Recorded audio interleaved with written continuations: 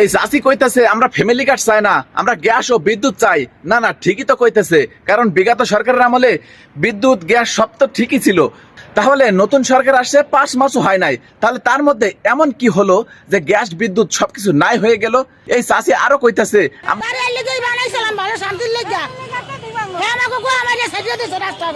আমরা ভালোর জন্য এই সরকারকে আনছিলাম, ভালোর জন্য আনার পরে আমাদের এখন মেরে দিছে।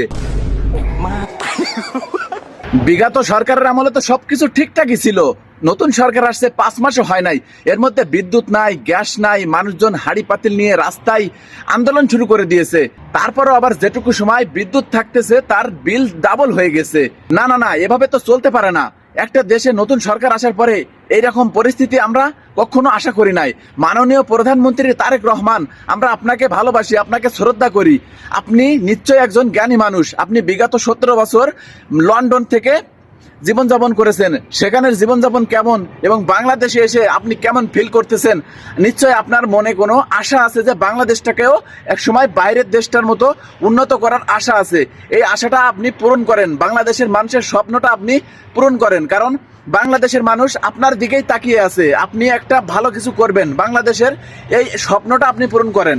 দেখেন, বাংলাদেশের মানুষ আপনাকে ভালোবেসে আপনার উপরে নির্ভর করে আপনাকে কিন্তু জয় করেছে।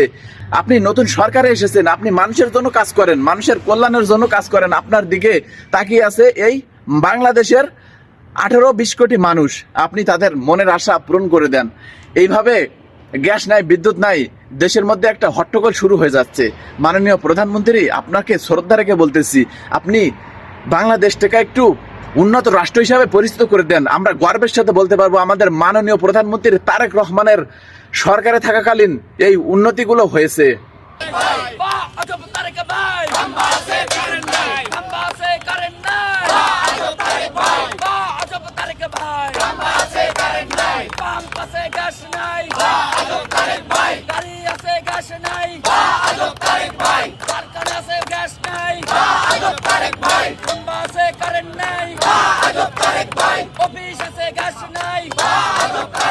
প্রিয় নেতৃবৃন্দ, আপনাদের সকলের সহযোগিতা কামনা করছি।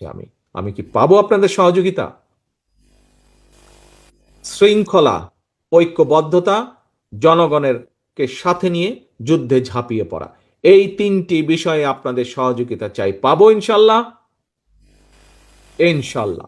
দেখা হবে যুদ্ধের মাঠে, দেখা হবে সংগ্রামের মাঠে, দেখা হবে আপনাদের সাথে ভোটের ময়দানে। আল্লাহ হাফেজ। বাংলাদেশ জিন্দাবাদ। বাংলাদেশ জাতীয়তাবাদী দল জিন্দাবাদ।